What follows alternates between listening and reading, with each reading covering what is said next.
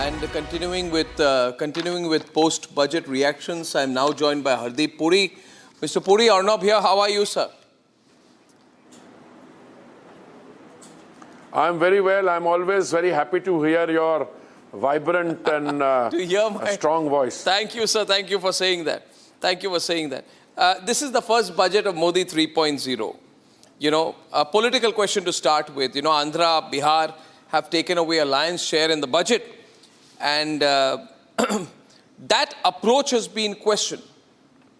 Others are saying that Maharashtra, for example, you've not been fair to Maharashtra. Are you also resorting to alliance appeasement politics?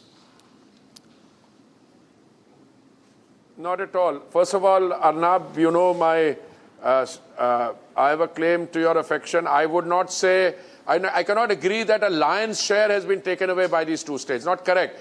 All the central schemes are equally available to all the states of the union.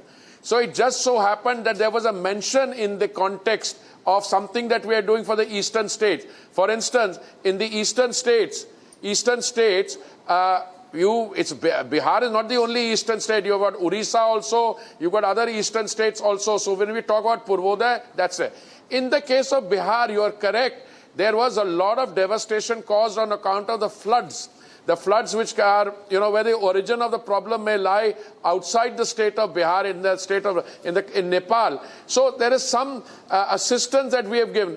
Equally for both these states, if we are talking in terms of getting them some assistance, that we will facilitate them getting resources from the multilateral funding institutions, etc. That's very different from the, we are doing things for every state. And for anyone to turn around, we have not done for X or Y. You know, what they were hoping for prior to the budget was to say, oh, you know, Andhra and Bihar are alliance partners, they will soon leave, nothing will happen. Today, when the chief ministers are thanking you for addressing the problem. So I think this is a little sleight of hand that my friends in the opposition are doing. I would advise them to read the budget carefully as a starting point, and they'll realize there is stuff in here for every state. There is stuff in here for states which are not our alliance partners at all, but we will still do things for them. Now, after the setback for the BJP in the Lok Sabha elections, it was expected that you would do more for, your core vote bank, at least of the middle class. Now, you have the money, your fiscal targets are all very well in shape, economy has been never better, but I don't see why, apart from tinkering, and that also very frugally, if you look at the tax slabs being changed, you take a little, give a little, and you hardly ever give anything. Like you increase the category of 3 to 6 lakhs to 3 to 7 lakhs. I think the middle class would feel let down. After all, they have been shouldering, they have been very compliant. And if the middle class moves away from the BJP, to put it bluntly, to continue to follow your fiscal policies, you need to be in power. And for that, would it be wrong to woo back your core vote bank of the middle class a little bit? This fiscal hawkish approach may be fiscally good. Maybe the FDIs will like you, but voters may not like it. Of June. No, I'm not sure if the results of June 2024 can be called a setback for the BJP. Whether you look at this in the global context or in the Indian context. I mean, here we have an opposition party full of Josh. If you take their numbers in the 3 elections put together, 2014, 19 and 24, it doesn't reach 200. Okay? And if you look at the global, I was looking at the picture of the G7 summit, and when I saw the Honorable Prime Minister there, and I looked at all the other G7 leaders, and I thought to myself, which of one of these can get a second term? Forget about a third term. So it's not, you could say relatively yes. If we were expecting over 300, we got 292 in a pre-poll alliance with our alliance partners. You can say yes, it's a little different, but it's not a setback. We have the safety in number. insofar as the middle class is concerned, before every budget I hear, oh, 7 lakh ke limit, it should be made 15 lakhs or so and so. Please look at the thing. The 3 to 6 lakhs has become 3 to 7. The 6 to 9 has become 7 to 10. And then 12 to 15 has become. So we've increased it everywhere. But also look at the fact that the middle class is getting another 1 crore Pradhan Mantri Awas Yojana. The middle class which consumes energy, petrol and diesel, we are the only country in the world which has brought that down. The rates of capital gains have been brought down from something like 20% to about 12% or so. And okay, now there may be indexing issue, but on the other hand, you also gain from the reduction from 20 to 12%. So I think if I were to look at the budget, I don't think the budget is there for, rural development gets 2.66 lakh crores. Women-centered development, women-led development gets 3 lakh crores. 4.1 crore people, youngsters, jobs in 5 years. So the middle class has to be looked at in that context. Yes, I am a product of the middle class. I will always remain middle class. So if you give tax burden, but I think an individual gets up to 17,500 rupees as relief.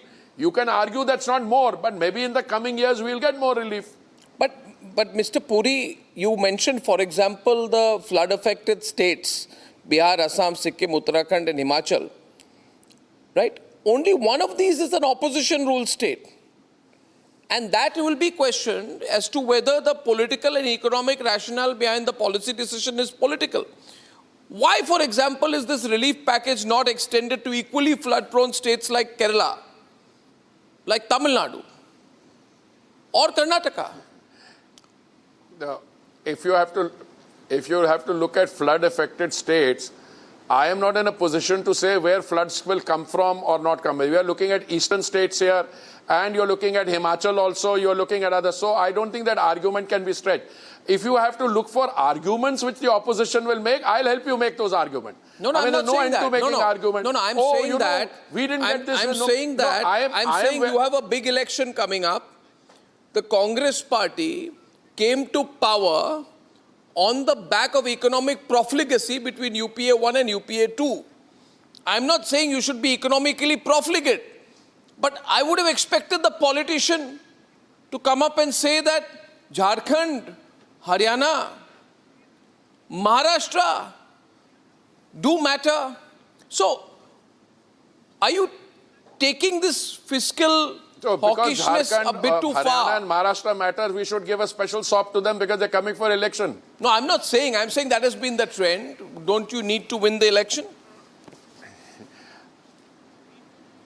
Oh, we will win the election. By the way, we are one party which is always learning from its mistakes. And Arnab, I am reasonably confident that the mistakes that we made in 2024, whatever they be, they may come sometimes when parties grow too quickly, there are other fault lines. But insofar as Maharashtra is concerned, please look at what we have done for Maharashtra or for other states. I am very happy in the next time, once this budget pe charcha ends, I'll sit down with you, I'll give you figures of the value of central schemes for each of the states.